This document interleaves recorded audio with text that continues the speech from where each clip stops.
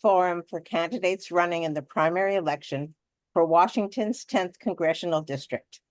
This seat is for the United States Congress. The primary election is on August 6th. The two candidates who receive the greatest number of votes will move on to the general election, which will be on November 5th. You will receive your mail-in ballot shortly and should have already received your voter's guide. If you're not yet registered, you can register online at votewa.gov or at election departments or public libraries until 8 p.m. on election day. The candidates in ballot order are Marilyn Strickland, Eric Mahaffy, Richard Boyce, Nirav Sheth, Kurtis Engle, Desirée Toliver, and Don Hewett. With us at this forum are Richard Boyce, Nirav Sheth, Kurtis Engle, and Desirée Toliver. Welcome to the four of you. Thank you so much for being here. The 10th district covers Olympia and portions of Thurston and Pierce counties. I'm Liz Kurnitz-Thurlow, moderating for the League of Women Voters of Tacoma-Pierce County. Terry Baker of the League is our timekeeper, and huge thanks to these candidates for attending. The League of Women Voters of Tacoma-Pierce County wishes to acknowledge that we gather on the ancestral lands of the post-Salish peoples, surrounded by their traditional waters in the shadow of Mount Tahoma. We actively seek inclusive and respectful partnerships that honor Indigenous cultures, histories, identities, and current realities. To our live audience, if you have a question for all candidates, you may text it to 425-765-5388. If possible, I will include it. Candidates have all received ground rules, which include a maximum of 2 minutes for an opening statement, 1 minute for closing statements, stopping when time is up, sticking to the issues, being courteous to the other candidates, etc. Do you all agree? Yes. Please nod, smile. Thank you. Yes. All candidates will receive the same questions and have the same amount of time in which to answer them. Usually 90 seconds, sometimes 60. As I said, our timekeeper is Terry Baker. If time is up, you may finish a short sentence. The order of answering will rotate. So we will begin with opening statements. You have a maximum of 2 minutes, and we begin with Richard Boyce. Hi, I'm Richard Boyce, and what I'd like to say will be filtered through an angry old vessel who gets loud and will hyperventilate at times. But I would like to suggest that everybody get at least 2 weeks of emergency food, water, medication, energy, and field sanitation, because I think things could get a little rough. So that being said, let me get into housing. In Lakewood, they're in the process of building 625 units. And according to the city, they're being built for anyone, regardless of immigration status. I consider that a euphemism for building housing for illegal aliens.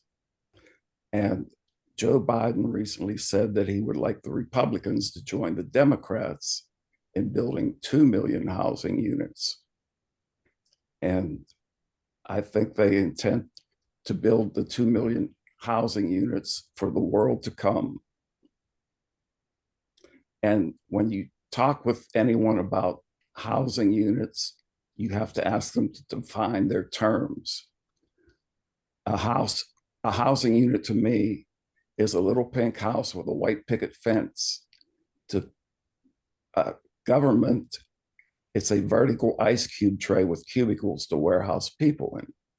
So please be advised, always ask your officials, what do they mean by housing? And that's it. Thank you.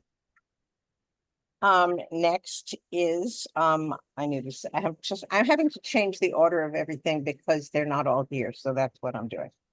Opening statement, Nirav, Sheth, please. Hello, everyone. Glad to be here. My name is Nirav Sheth.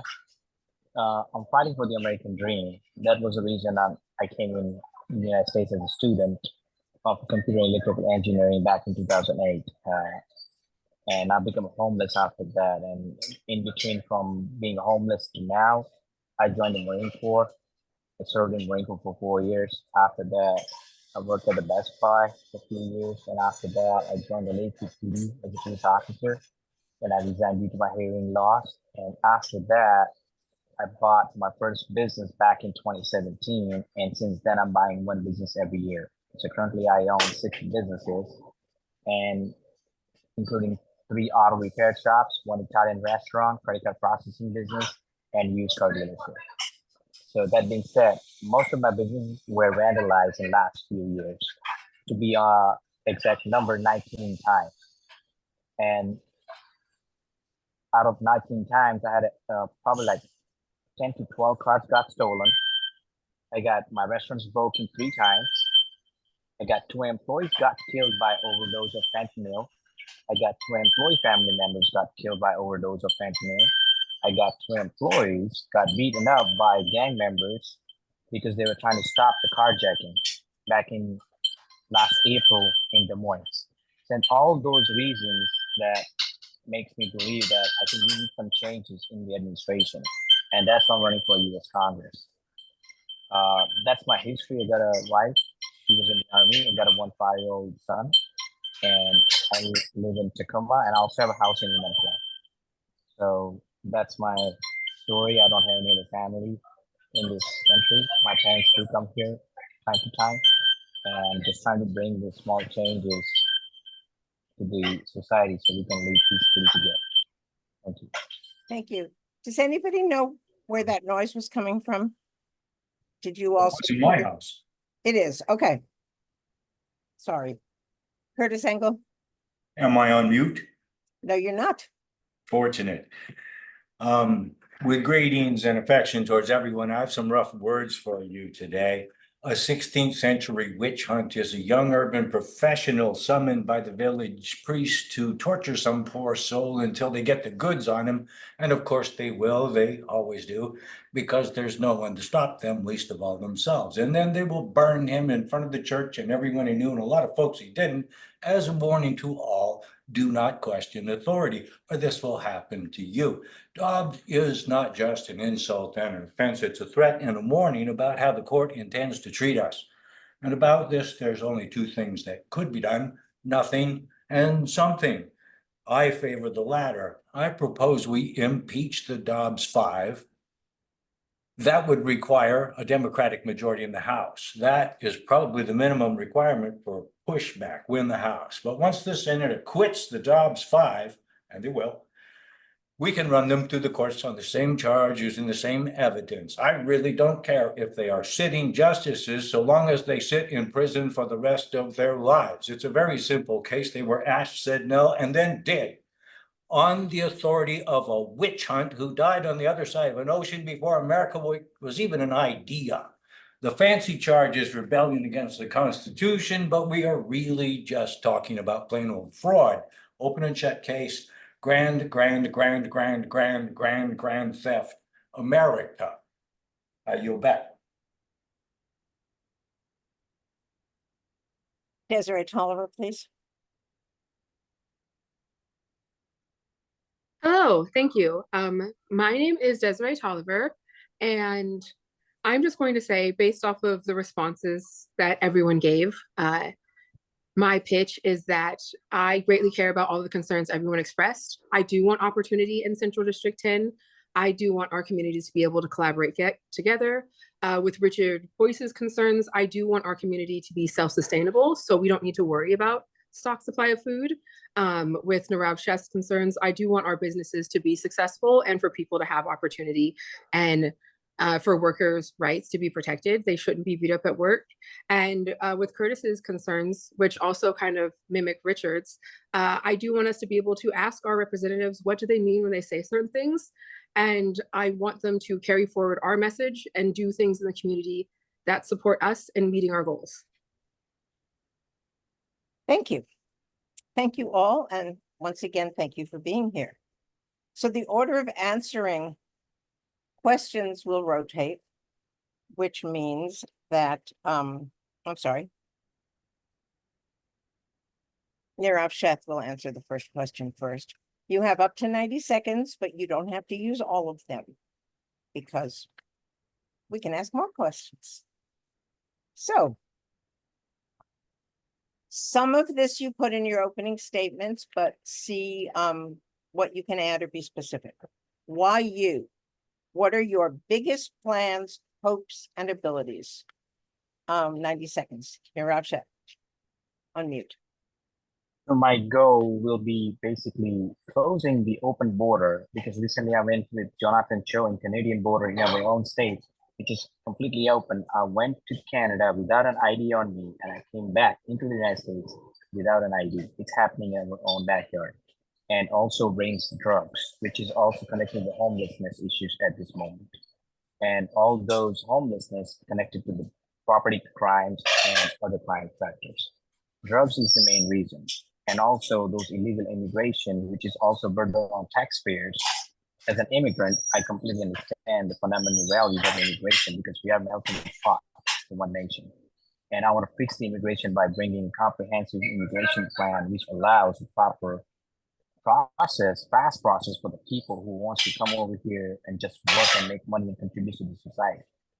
That's my goal as a congressman, which is should fix most of the problems currently we're having. Lack of proper trained technicians for HVAC, automobile, you name it, electrician. So we don't have those schools programs in this our state for saying right now.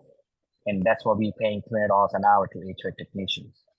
So we want to bring more people if possible. We can get people here, give them a boost, basically morale boost to learn those techniques. So which is gonna help the economy as well. So those are some of the plans. Okay? Thank you. Kurtis Engle. Three things I think are worth pointing at specifically. Impeaching the Dobbs 5 is an absolute minimum to keep America free. The next thought is that, well, skip the next thought. Let's go straight to the big kahuna.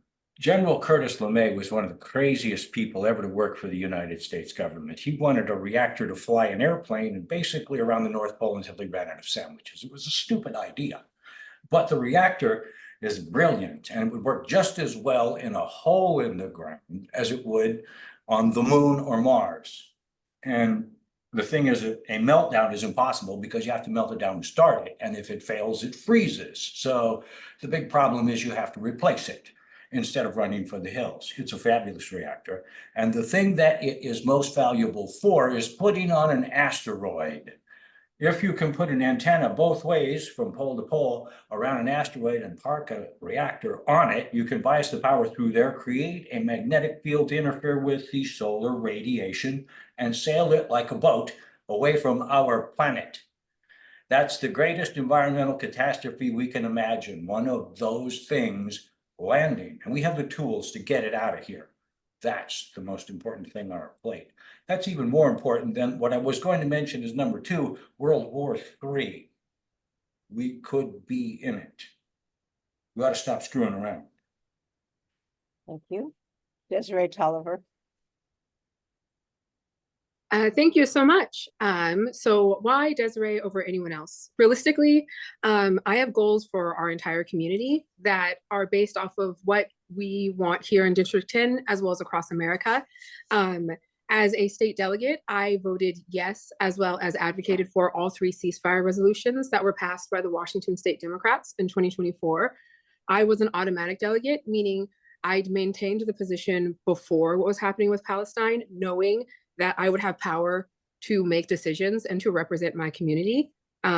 which at this point is 80% of voters, Republican or Democrat, who don't like what's happening in Palestine, along with creating opportunity as well as wanting to ensure that our voices are heard. A lot of that relies on our district having financial independence, which starts from focusing on localization as well as focusing on supporting the small local farms as well as small businesses and figuring out how we can create a foundation in our community to ensure everyone's rights are protected.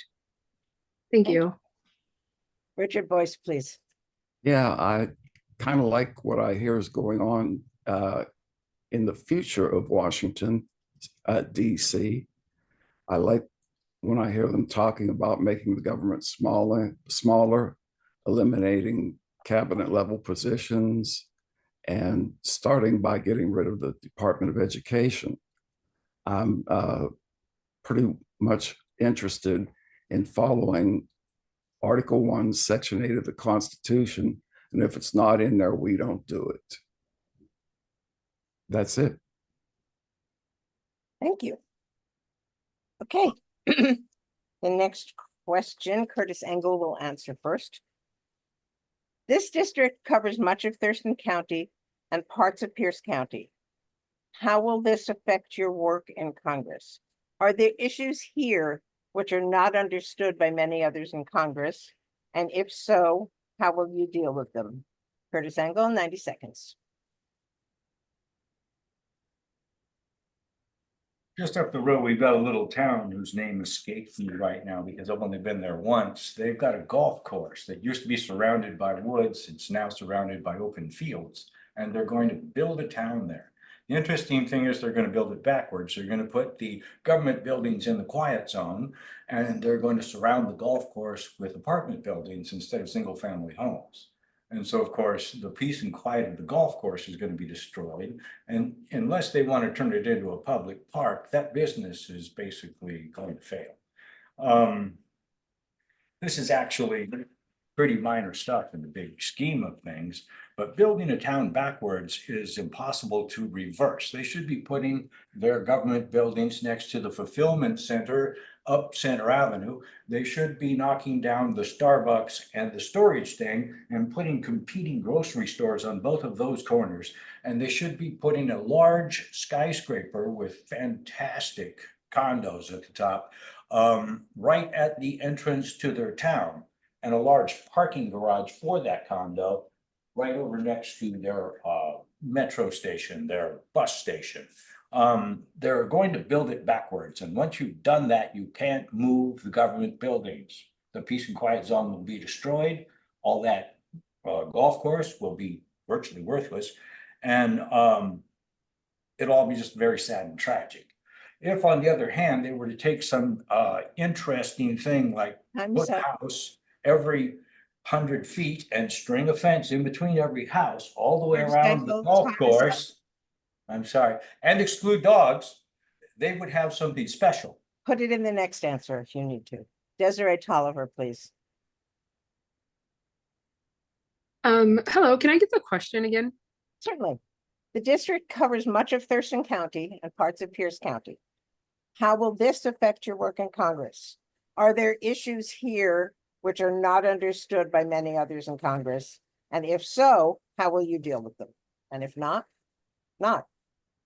Yes, actually, I love this question. There are so many issues in Central District 10 and even just outside Central District 10 that I have firm stances on that can help the community.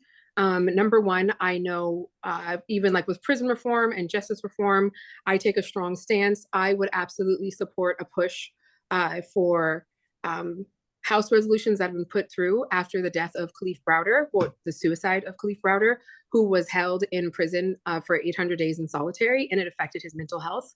I have lots of ideas about localization, so that way work that's already being done in our community, such as Feed the People, such as the Rachel Corrie Foundation was trying to ensure Palestinians, not even just in our community, but across the world, are represented in their calls to justice, as well as members of our community, even from the Philippines, who, you know, it hurts their hearts and everything else to hear that the Philippines is the most dangerous place to be an activist in the world. I bring with me the voices of all the people. I bring with me the understanding of all the struggles, and I bring with me something that is so unrecognized, this type of resilience that not only shouldn't exist, but that I don't want anyone else to have. So that's what I bring to Congress. Thank you. Richard Boyce. Yes, if I was to go to Congress, I would be pushing for states to be more responsible. Washington State could take more responsibility for health care and social services. It's not a federal responsibility. So I would be pushing for that. Other than that, I cut taxes and cut spending. Thank you. Nirav Sheth. If I said my goal will be about the border problem first, helping the president, our next president, to fix the border issue, immigration issue. At the same time, Washington does have a energy crisis where we have our transmission lines as we speak are more than 45 years old. Recently, one of the senators, Mike Cantwell, introduced a bill to upgrade those transmission lines. The reason being, there's a solar farm that is not getting used. Billions of dollars were used to build that solar farm, and which was currently producing power, but it's not able to transmit into a state right now. That's another thing, fixing the transmission lines. At the same time, bringing more support for the law enforcement. We cannot turn our eye against the law enforcement. They need more funding. They need more people. Our state trooper right now, they're hurting. They need at least 575 troopers. Currently, they only have less than 300.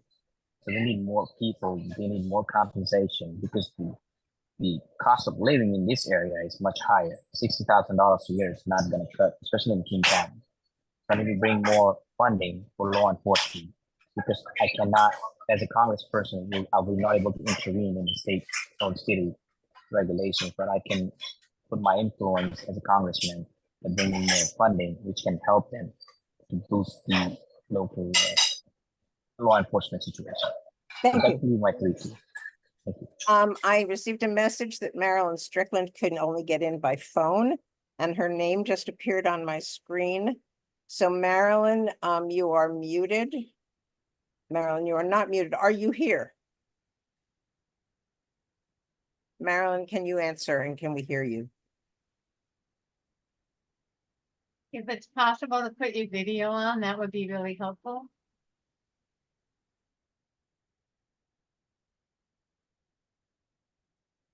Ah, hello, you are here. Welcome. So we still can't hear you.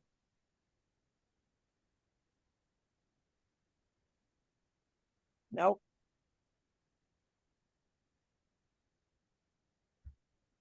If you can hear us, try unplugging the headphones and plug them back in.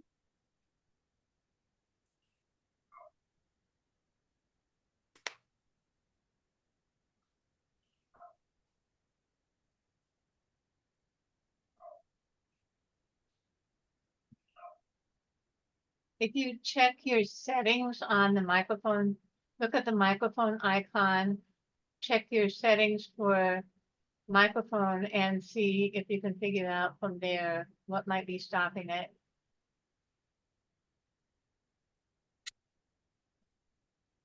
least we have some extra.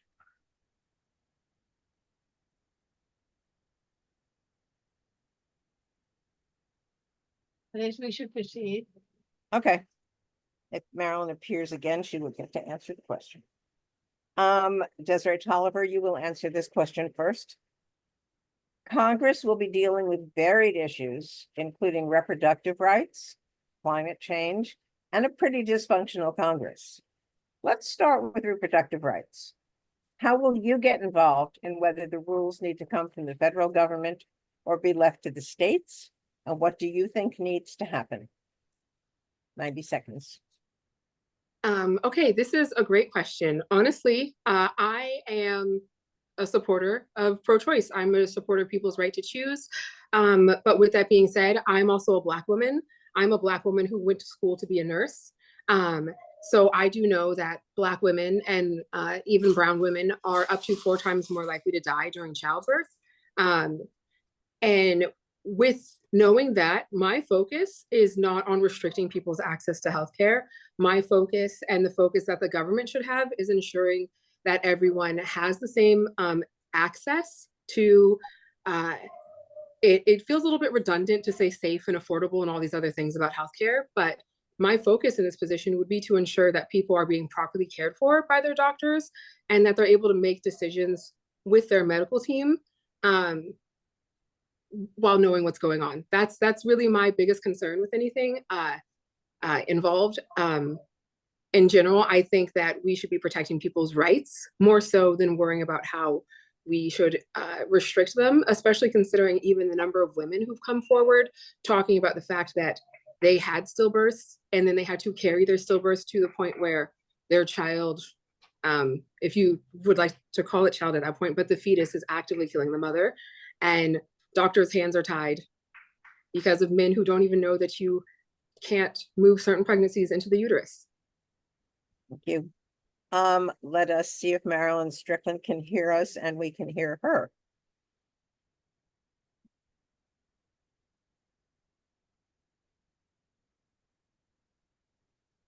We'll try again. We'll go around if you can figure it out. Richard Boyce, please. I think the pro-choice people should be happy with abortion rights being in the state. I think what could happen is they'll fool around and have a when does life begin case get to the Supreme Court. And there's no doubt life begins at conception. So life began 4.2 billion years ago. Oh, excuse me, it's Richard Boyce's turn. You will get your turn. I'm sorry, Mr. Boyce. okay, so I believe if the Supreme Court would determine properly that life begins at conception, then the next move could only be, is it homicide or murder? And that's a distinction and an argument that the people don't want to get into. Keep it in the states, be happy with your win and go from there. That's it. Nirav, Sheth. As a moment, Supreme Court has already decided and leave that decision to the state, and the state has already spoken. So I think this is not the subject we should need to touch at this moment. That's what I believe. Pro-choice and pro-life, they both.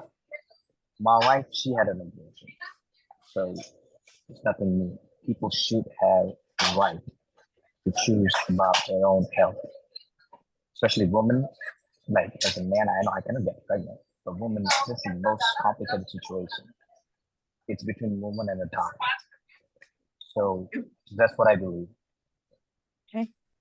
Is a respect to the women. And about the climate change, we are in between right now. It's not We'll get to climate change. Oh, I thought it was in the same question. No, it was, yes, it's all going to come up, but that's Okay. next. But yeah, so this is my answer about the approach. Thank you. Kurtis Engle. You are You muted. can, now, Mr. Engle, you can unmute it. There we go. Thank you. Life began about 4.2 billion years ago when water sank into the earth, experienced chemistry and heat, and rose back into the ocean, bringing with it interesting chemistry and leaving behind it a passageway of many, many tiny, minute passageways, some of which were just perfect for creating just enough of a back eddy for stuff to happen that was very interesting and became life. And all of us stretch back that far, if you want to look at it that way. The reason God and the United States Constitution accord rights and life at birth is because if you try to protect a fetus, what you're really doing is attacking a woman.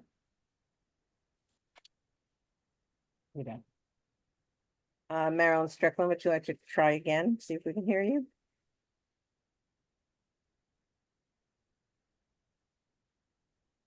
I'm so sorry.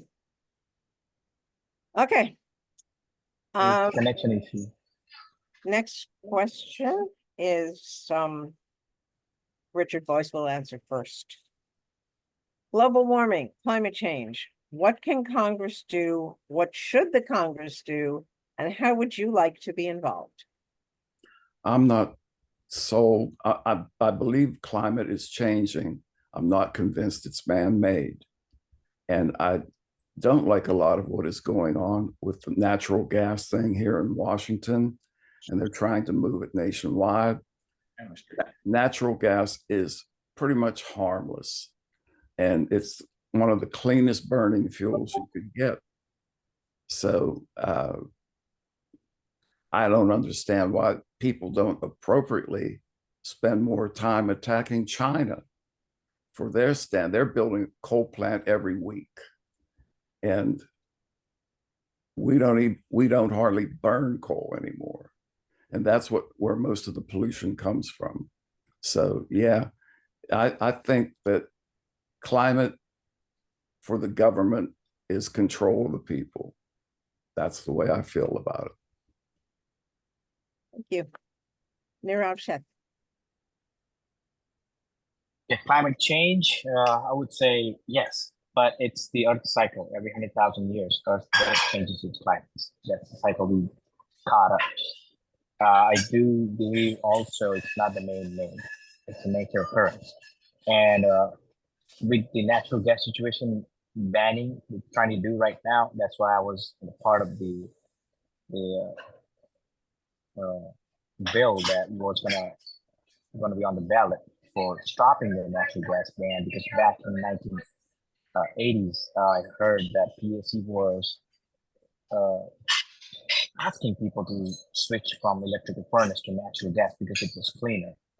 And also, like, there's a reason my electricity bill at my own house, which I have an electrical HVAC, I had an $800 bill. If I had the gas furnace, it would have been only $100. So yes, it's also gonna help the economy if you keep the natural gas. We also have other alternatives like nuclear fuels, which is like China is ahead of us for fusion reactor technology. We can look into that as well. As a congressperson, I will look into it. By profession, I'm an electrical engineer. My job and my goal will be making Washington State energy independent. So, which includes a nuclear technology as well, which is going to help the climate crisis. Kurtis Engle, please. Unmute. You're muted still. Mr. Engle, you're muted. And I'm probably still muted. Nope. Could you please refresh me with a question? Global warming and climate change. Yes. What can Congress do? What should the Congress do? And how would you like to be involved? There's two new machines that I think hold great promise. The first one is Curtis LeMay's famous flying reactor, which works great in a hole in the ground. That's clean baseload power that we don't have to be afraid of, because when it fails, it just fails. Plus, it can be used in asteroid mining, asteroid redirection. It can be used on the moon and on Mars for space exploration. It cannot be used in orbit. That would be insane. But that's clean baseload power, space exploration, and planetary protection in one machine. The other is taking one of the biggest lasers we have, the kind that initiate fusion, and pointed it straight down. MIT's doing this at Crater Lake because it's only 3 miles down to the hot rocks. And there's a Canadian company trying it too.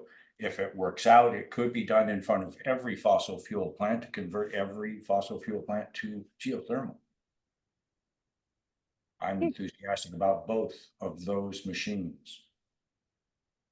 Thank you. Richard Boyce. No, I You started. already did. I'm sorry. I'm jumping down because I'm still trying to do it. Desirée Toliver, you did not speak to this, correct?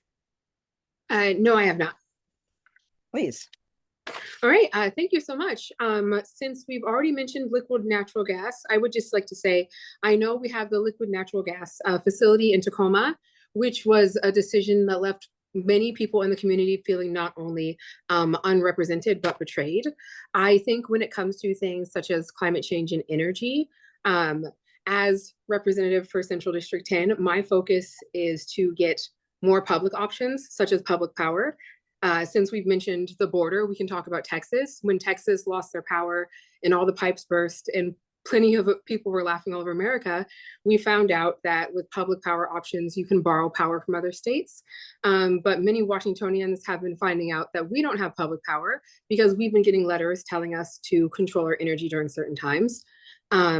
I feel like we can not only fight climate change by being more intentional with our decisions, but we can also ensure that we have our own strong economy and our own control over what is happening in our communities if we had options like public power.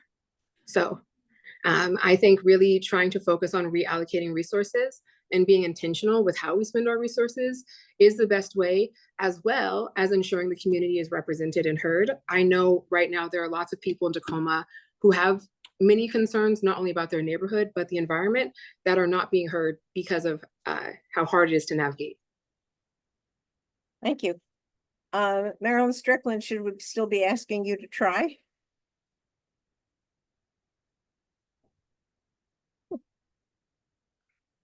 I'm so sorry. Well, you can listen. Okay, well, that's too bad. All right. Nirav will answer the next question first. I hope he can hear this because I don't see the picture. Yeah, you're back. Okay.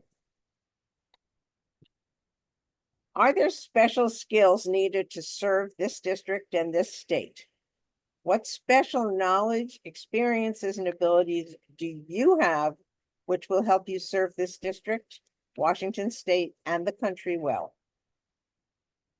I'm a common man, not a politician. The skill set you need to have is understand the common man issues that they're dealing with, especially seeing a woman dealing with childcare, where she has to work, either choose work or take care of the baby, or 2 jobs so she can either pay for the childcare or the other expenses. I currently own multiple small businesses where I have witnessed that, especially a single mother, where she works 2 jobs, and when she comes to the shop for repairing her car, which is brakes needs to be done, with $1,000, she doesn't even have that. She has to either apply a loan or have it cut off the expense for the child care, either or, which is breaking my heart. 50% of the American doesn't even have, I would say, $2,000 in a bank account. This is the situation we're dealing with right now. The economy. We need to fix that. I understand the money. I understand the economy. I currently run a multi-million-dollar company, which brings the knowledge to the Congress about how to help small businesses, which create more jobs, also lots of opportunity, especially with the immigration, dealing with the immigration, drug issues, being a part of the law enforcement in the past, also helping law enforcement community to serve better for the community, bringing more support from DC to the local people. So as an all comprehensive plan of multiple angles I've already served, which is going to help me to serve better in the Congress. Thank you. Kurtis Engle, please. Unmute. Let's try this. No, now you're muted again. There. There we go. Why would I be good? Well, to begin with, like Joe Biden, I can tell the truth and tell when I don't know something and had better ask somebody who does. Unlike some people we could mention, but would prefer not to. Next, the thought that we should crawl back into the cave that some of us have put forward as a solution to all of our problems is actually quite unlikely to solve any problem that isn't Russian in origin.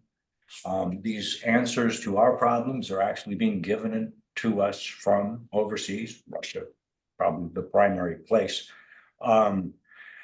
Making government small is not as good an idea as, for example, feeding every school child before and after every school day before giving a billionaire another tax cut.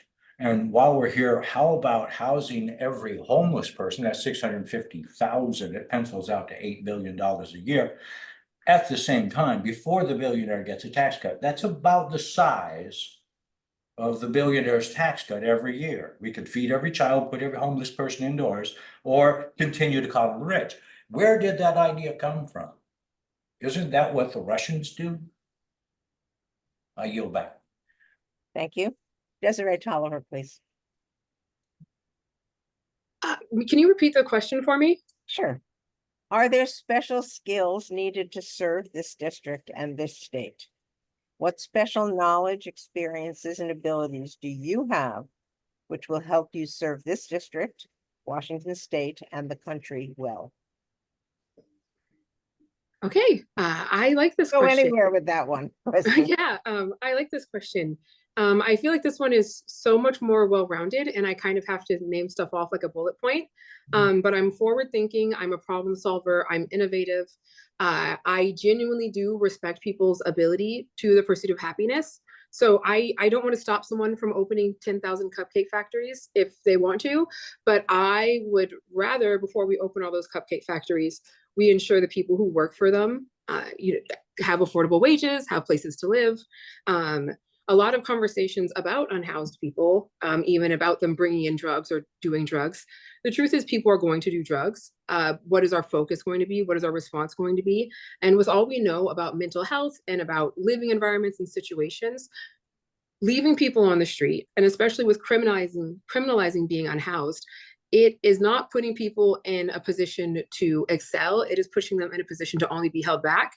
As a sole mother who slept in her car with her 7-year-old daughter outside of the Safeway from the high school where she graduated, I am someone who 110% knows what it feels like to be left out of the system quite intentionally from having access to opportunity.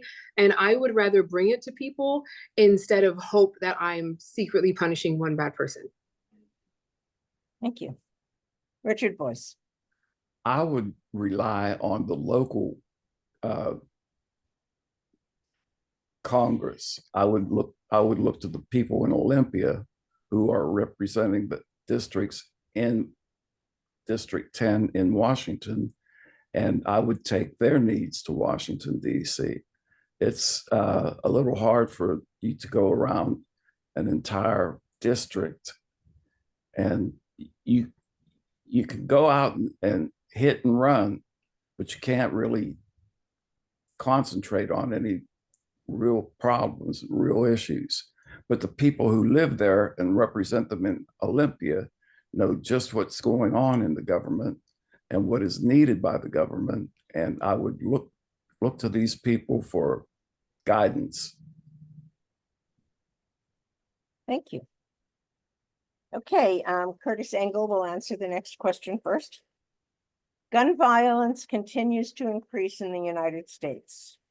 How should the Congress be involved? How would you be involved? Are there laws which should be changed? What would you like to see?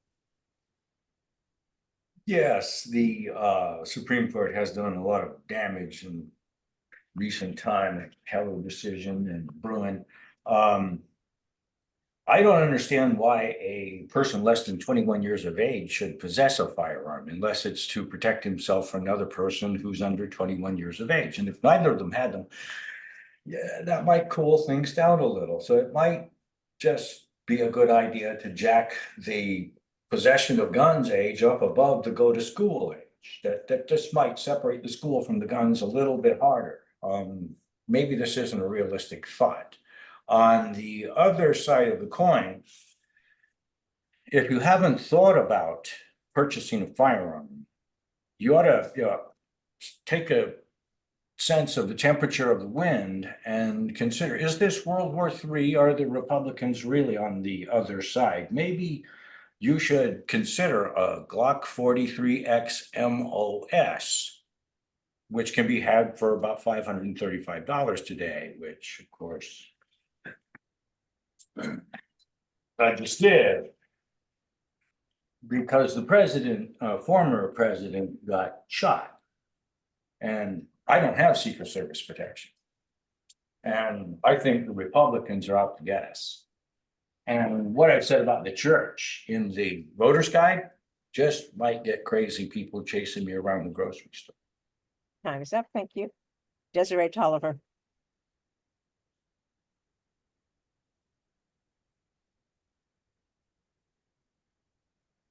You're muted. Oh, can you repeat the question for me again? Sure. Gun violence continues to increase in the United States. How should Congress be involved? How will you be involved? Are there laws which should be changed? What would you like to see? There are plenty of laws that should be changed. And realistically, when it comes to gun laws, it is such a complex issue. So many things play a factor in who people see as someone who deserves to be protected and not protected. You know, when Philando Castile was, what could we arguably be said, murdered by the police because he said that he had a gun on him, that would have been a perfect opportunity for the NRA to jump in and challenge the fact that guns themselves do not present a danger. But because of other barriers that make it so there are such staunch party lines, they did not take an opportunity to not only defend their rights, but the rights of Philando Castile. With that said, I know especially recently, lots of people have died to gun violence. I would like to say, I didn't ask, so I don't want to say their name, but someone that I know lost someone very recently. And since they've lost them, I've seen the family consistently say assertive with manners. And I would really take that with me when it comes to tackling things about gun violence. You have to be assertive, you have to be direct, you have to know what you're tackling. But at the same time, my goal is not to make an enemy with other gun owners. And, you know, as someone who's often a target of political violence, I totally understand the fear, but I still myself don't have a gun because I'm not asking for a shootout. And Richard Boyce, please. I think if you saw a map, you'd notice that gun violence is a concentrated issue. You look in South Chicago, areas in New York City, neighborhoods in Seattle, the incidents are concentrated. And I think if we enforce the laws that are in effect, a lot of these people have guns and they are prohibited from having guns. So to have more laws to not have guns would just have more people who are not supposed to have guns killing people with the guns that they have. So it's a tough issue, and it's something that it's personal. And I don't have an answer, and I don't know anyone who does. Thank you. Nirav, Sheth. Gun violence, that's a complicated issue. As a former police officer and also a former United Marine, you need to have a proper ability to handle the weapon. That's the first thing. Proper training. If you're applying for a concealed carry license, you need to have proper training. That's the first thing. Also, a couple of my employees were attacked by a gang member who had a gun illegally obtained from somewhere.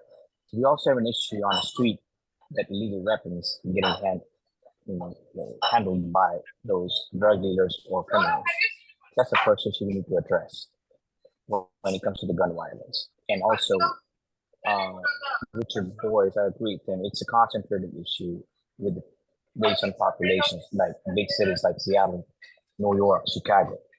So yes, regulations will not help, but when somebody's purchasing a weapon, at that time, proper age, proper training, what the motive is, yes, that will help, because Second Amendment is a big thing in the United States of America. And I don't want to offend any gun owners. Myself, I do own multiple handguns and also rifles. I do believe in Second Amendment. But at the same time, being responsible that all those weapons should be locked if it's not getting used. So those proper training and handling capabilities will be impacting those issues. Thank you. Okay, Desirée Toliver will be first for this one. Washington serves many current and former members of the military. Is there any way in which this will affect what you hope to accomplish in Congress? Oh, absolutely. I am someone from a long history of veterans. I have current active soldiers in my family, and my family members have actually achieved ranks that are highest ranked non-commissioned officer in the military. So I very much, as someone who's lived in a military family, as someone who has plenty of respectable family members, as someone who has family who has put their lives on the line for this country and for the promise of opportunity, for the promise of better, and for the promise of equal, I would ensure that veterans are taken care of through, as I've already mentioned, localization, focusing with local groups and what they're doing, and ensuring that they have the supports to continue off of it. I know we have Grub in Olympia, which is a local farm. When I was younger, my family actually received some of their farm beds, and they're currently doing with the hives for veterans. That process for veterans to be with the bees, they can have honey, they can have beeswax, they can make art, they can produce money, and it can also be therapeutic for them. So it allows them to be integrated in a way where they can manage all of their, I don't say issues, but all of their current struggles. And I think if we focused on more practice like that in our community, we will ensure our veterans are also protected. Thank you. Richard Boyce.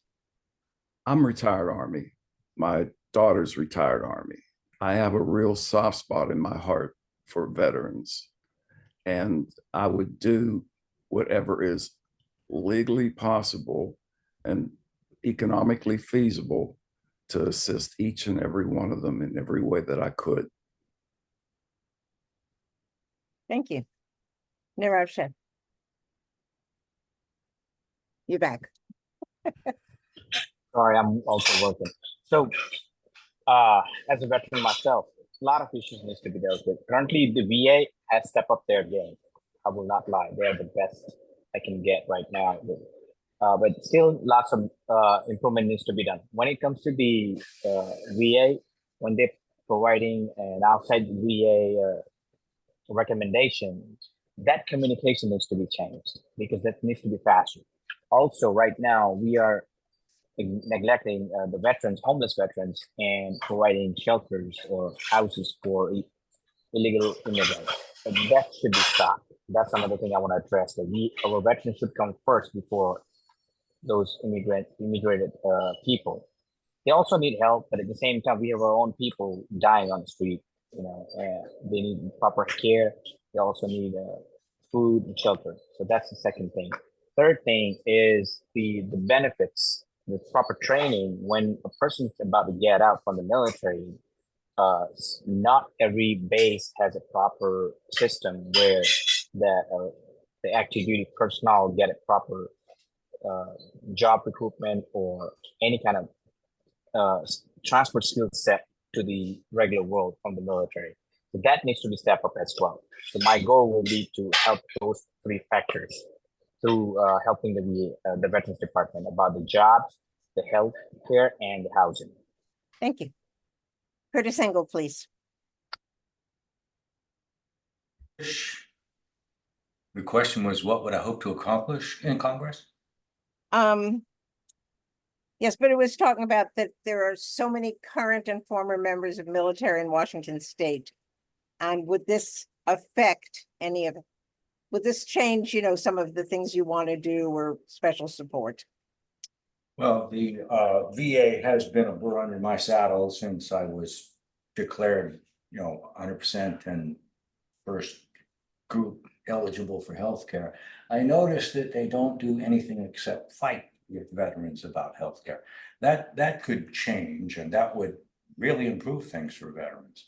And one way it could change would be to disband the VA entirely and send that cash over to Medicaid, Medicare, and instead of being entitled to being cared for by military doctors, veterans could be entitled to be cared for by real doctors. That would be a vast improvement. Okay. Thank you.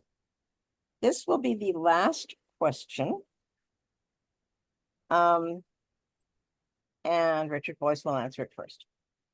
The whole country has seen an increase in the number of unhoused people. Should affordable housing policies and or funding come from the National Congress, or are they solely a state and local issue?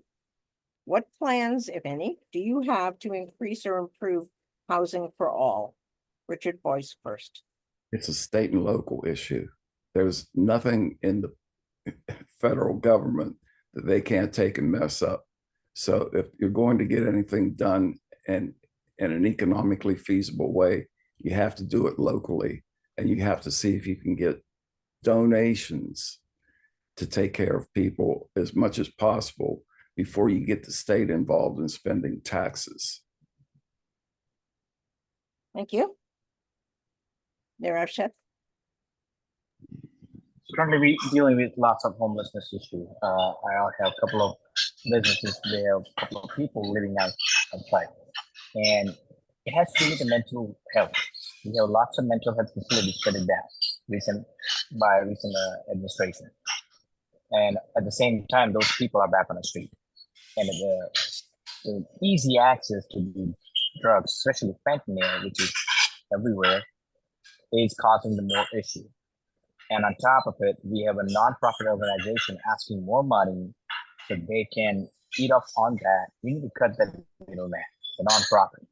If the government wants to get involved for helping the homelessness, they have to take the direct decision, because those nonprofits, they're turning this into an industrial complex, basically a business. Recently, one of the last year or 2 years ago, after COVID, one of the nonprofit person, he was running the whole company. He resigned because of the corruption. King County itself asked $850 million last year. This year, they're asking almost more than $1 billion.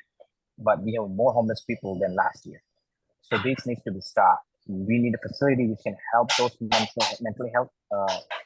mentally ill people can get back to the society, stay there in that facility, helping them to get the skills that and everything, instead of just leaving them on the street. That would be my goal, helping the local government. Thank you. Kurtis Engle. Rights are equal, then let me start again. If people's rights are equal, then leaving the states to make up their own minds about how to handle homelessness is an abuse of people's rights. And next, we have to notice that we already have the tools at the federal level to handle this situation. We have Section 8, we have Social Security, we have Medicare, and at the state level, Medicaid. And these are the tools that are intended to solve these problems. They're not properly funded, and that funding generally comes from the federal government. And let's do a little math. At 650,000 head of people, multiply that by 1,000 a month subsidy, that's 650 million. That pencils out to about $8 billion a year to do housing first. And with the thought that not being able to put a roof over your head is evidence of disability, you've got a pretty good claim for Social Security right there.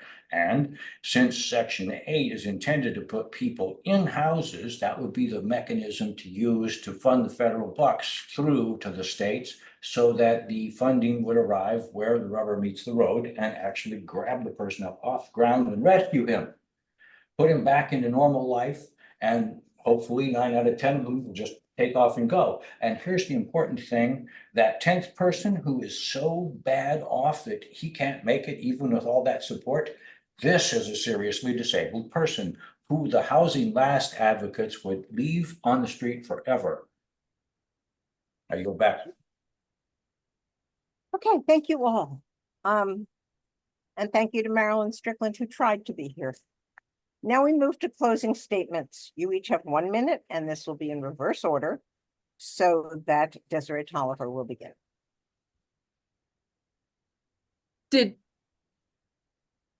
Sorry, I thought I didn't answer that question. You said it was the last question? I'm sorry. You did. I apologize. Okay, yeah, thank you. As far as for funding, do I think it is state, local, or federal issue? The truth is it's a combination of issues, which is why I'm so proud that there's so many people running in our district and legislative district in both Thurston and Pierce County that I can collaborate with, including people who advocated for housing for all, tenants' rights that were won in Tacoma. As Kurtis Engle mentioned, I hope I said your name right, housing for all and housing first is the direction that we need to go in. Utah, who had a Republican at the time, who was in office, whoever saw this, started housing people who were unhoused in their area. And with doing this, they were able to save roughly $8,000 per person who they housed with all the costs considered. So if we consider the huge burden that would be taken off of our healthcare facilities for unhoused people, if we consider the huge burden that gets taken off of mental health facilities when it comes to issues with unhoused people, when you consider the impact that is taken off of their own direct families who are trying to support someone who potentially cannot live in an environment with their family, all of that outside of money is exponentially better than leaving people on the street. But as I've mentioned, there are already so many local groups, so many people even within our community who are doing things every day to get people in positions where they can have some form of self-sustainability. I think that the federal government's job, which, Housing Secretary Marcia Fudge, who's retiring, did a great job. She finally closed out issues for Hurricane Katrina families. But if we focus on housing people first, all of our other issues will resolve shortly after. Thank you. And I'm terribly sorry that I just lost track. Oh, no, it's okay. Now you get to give the first closing statement. You have up to 1 minute. Okay. Hi, my name is Desirée Chantal Toliver. I need you to go to toliverforcongress.org. I need you to donate to me because while I'm not saying these other candidates are not serious, the truth is I am the only candidate who deeply cares about these issues as well as what's happening with Palestine. I have already openly voted for a ceasefire resolution, including return of hostages with Palestine. As for the Republican candidates, I can absolutely understand how the border may be an issue for others. But I feel like truthfully, especially with Washington State's history, as well as some of the immigrants we have here now, and with knowing about laws such as the colloquially known Muslims need not apply, which hinders tax-paying, law-abiding citizens' access to having citizenship, our focus should be having a foundation for all and not trying to hinder anyone else from opportunity. Thank you. Kurtis Engle. Please refresh the question. Closing statement, 1 minute. Here we go. We may be near the beginning of World War III, and I doubt the Russians would do anything differently if they were running the Republican Party. I think America needs a new political party custom built for the loyal conservatives, a party with standards. If you want everyone to worship your God, have so many children they don't know what to do, give the tax money to the rich, and let someone else be the world's policeman, then you are with the Russians. And a special word for the God crowd, who use God as their justification. God troubled himself to come all the way to earth to tell you he doesn't know the folks running the church.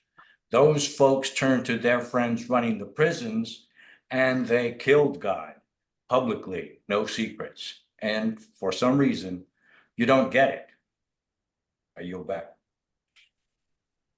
Nirav, Sheth, please. Oh, my name is Nirav Sheth. My goal will to fix the immigration, getting effective law enforcement back to the community, growth and support for the small businesses, and bringing strong infrastructure, especially with the energy, and also fixing the education department, which is abolishing the federal education department, giving the authority back to the parents. That will be the key for the proper education. I did grow up in India, and the education system in India, everybody knows that it's far better than here. That's why we have more people working for Microsoft than any other country. So education is the key for the next generation. That will be also in focus. Just trying to bring the common sense and protecting the American dream. That's my goal. Because I have a 5-year-old son, and I want to protect this nation because I had a dream. I came here, I achieved it, and I believe the American dream. I want to just preserve it. Thank you, and God bless America. Thank you. Richard Boyce, please. Okay, well, like I said in my opening statement, get prepared. Food, water, medications, field sanitation, things are going to get ugly. We owe a lot of money, and the country is going to go bankrupt banks are going under, and get ready, get prepped up, food, water, medications, please. That's it. Thank you. Thank you all for being here and answering our questions. The primary election is on August 6th. If you do not receive your ballot soon, check with your local election department. If you're not yet a registered voter, you may register at votewa.gov, at your election department, or at public libraries. Information about candidates is in your voters' pamphlets and at vote411.org, as well as on candidates' websites. And speaking of voters' pamphlets, at least in Pierce County, even races with only 2 candidates are listed in there, but those will not be on your ballot. Only primaries are only for where there's 3 candidates or more, so don't get even more confused than that huge book will make you. Thank you. The 2 candidates receiving the greatest number of votes will move on to the general election, which is November 5th. The candidates for Congressional District 10 who are with us right now are Desirée C. Toliver, Kurtis Engle, Nirav Sheth, Richard Boyce, and Marilyn Strickland tried very hard, but we couldn't hear her. And she had technical issues. On behalf of the League of Women Voters, I wish to thank the candidates, Terry Baker, the timekeeper, and our wonderful Zoom organizers for recording and distributing this forum. Election day is Tuesday, August 6th. Don't forget to vote. Thank you for being here, and thank all the rest of you for watching. Thank you. Appreciate it.